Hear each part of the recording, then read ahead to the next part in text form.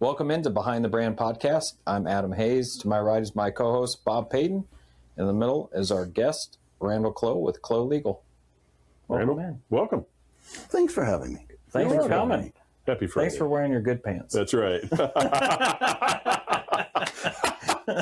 Inside. So Happy to oblige. So behind the podcast, insider Right, knowledge, right? Exactly. my big boy pants. Yeah, There we go. I like that better. Big boy lawyer pants. Yeah. So you haven't always been an attorney. What were you before you were an attorney? 10 years in marketing and advertising as a graphic designer. Okay. Yes, this is a story. Were you in the field at the time of like paper and cool colors and print presses and that kind of time, or was it already into the digital design era? So one of the interesting things about that part of my life is I went to college. The first year it stopped being commercial art and became graphic design. Okay. So I got a degree in graphic design, not commercial art. And then I graduated in the first year that the year before, they put computers into the program. Okay. Was it Mac or PC at that time? That's a good clue. They were Macs. Okay. Yeah. New Max, right? And then do you remember the software? The first design software you worked in? Was it like Corel Draw? Okay, so Quark, Okay. Express. No, we had all of the Adobe platforms. So we had, I don't think Freehand was Adobe. We had Illustrator. We had Photoshop. Yeah. So we had all of the tools. It just wasn't part of the degree or the education. They didn't had time to integrate it. They didn't expect you to do anything with it. It was just, here's the stuff if you want to try. Right. Okay. Which meant that I graduated from college without knowing how to put together a website. Okay. So this was like 1960? No. 71. Well, funny, that same. So He hides his age well. See, which yeah. year did we go to the moon? Oh, geez. It was 71, wasn't it?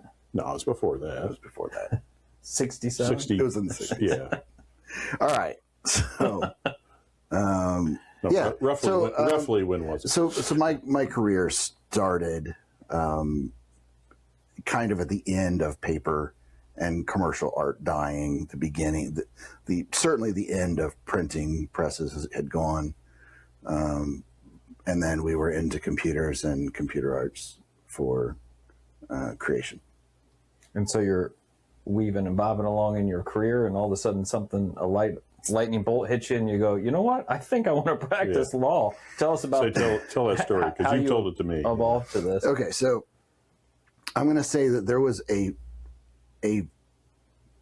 seed planted in high school. Okay. Wow. That I completely disregarded because I was the kid of parents who got their degree after, like they dropped out of high school and then they went back and got their equivalent degree. Okay.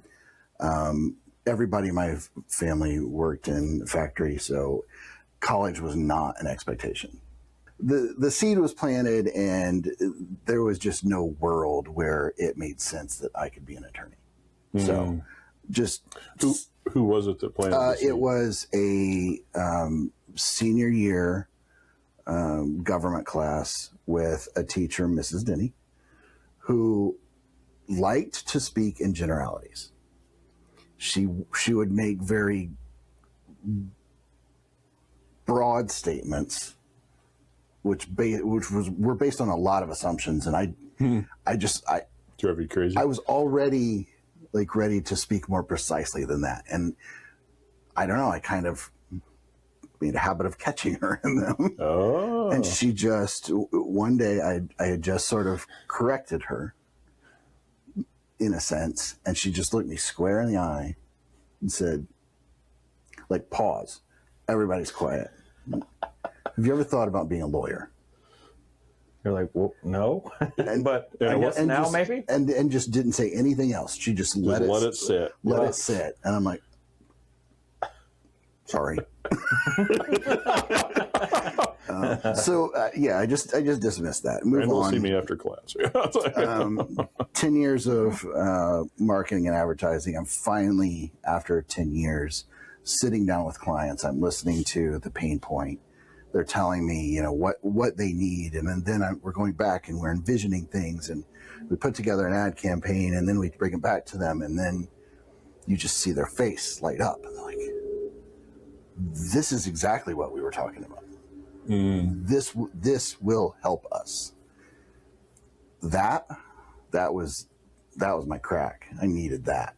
I wanted that over and over.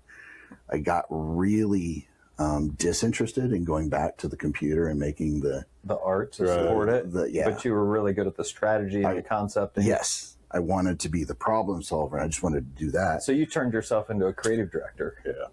I had the fancy title, assistant creative director. I was that job for 1 year. We had just done a large RFP. We didn't get the job. Same week, my agency lost its biggest client. Same week, I lost my job.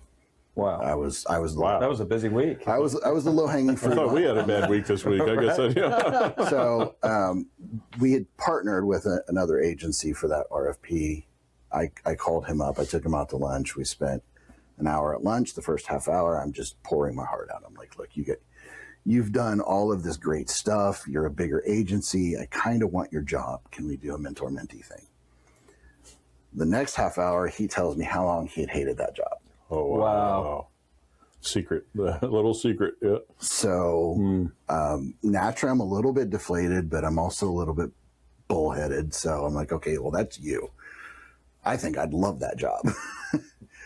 I gave it 2 more months of looking, which was over 10 years. It had just been a series of 2 or 3 year stints. Sure. And I was done. I didn't, it felt like a rat race. It felt like I was just going to get another job for 1 or 2 years. And I was not interested. So I just walked away and went back to all of the personality tests to figure out what you're supposed to do in the world. And my top 10 list after a decade had not changed. The first one was landscape designer, photographer. It's interior designer, graphic designer, photography, you name it. I'm just no, until I get down to number 7, which was attorney. And you're like, And you went- Mrs. Denny. or did you just kind of go, huh?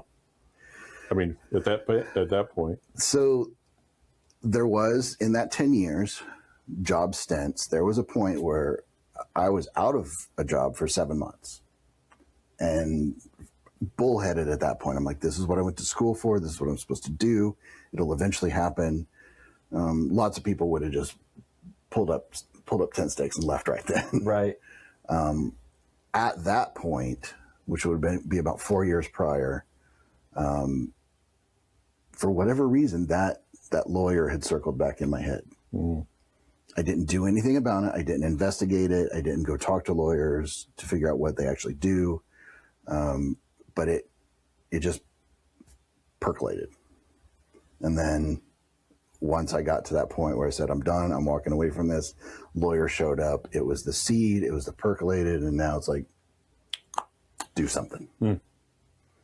So So what did that look like, though? What did that look like to suddenly just say, Did you I start wanna studying explore, for the right. LSAT, or Right. what was the next step, really? So now we're out of the Stone Age. We have computers. the big book? we can easily do some searches online and figure out what that process is. Reach out through family, friends, find some attorneys to go interview, figure out what it is they really do. In my family, you only hired an attorney because you needed a divorce. Right.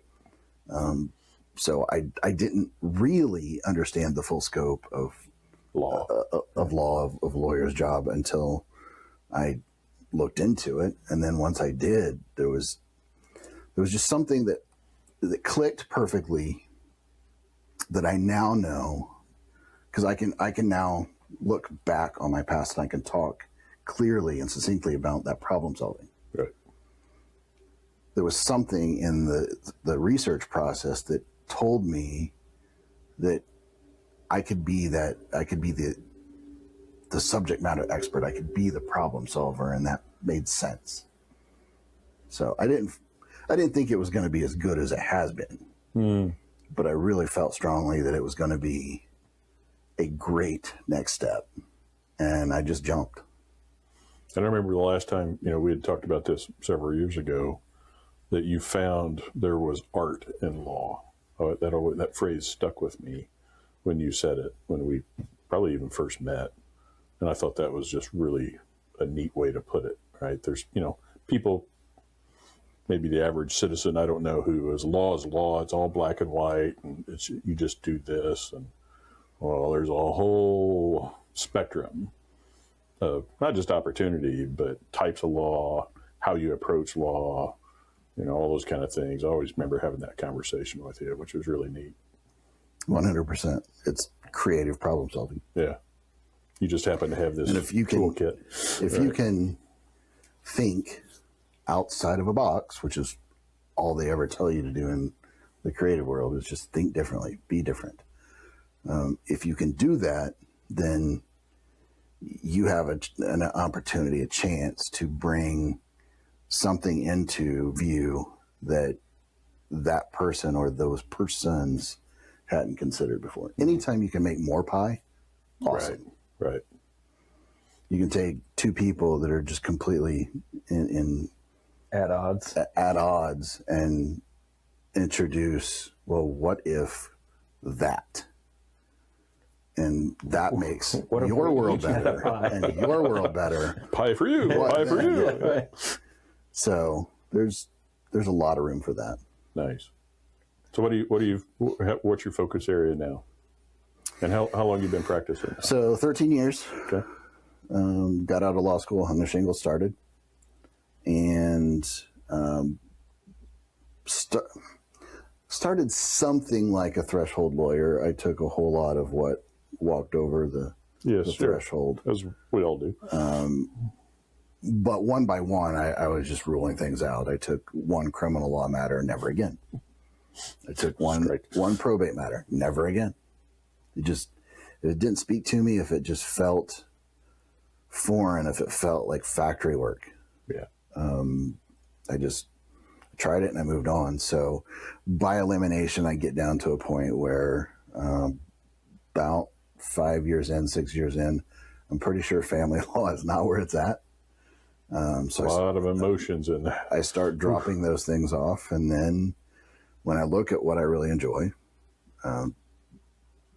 it's business. So very tightly focused on cradle-to-grave, small business services, owner-operator, 15, 20 million or less, 50 employees or less.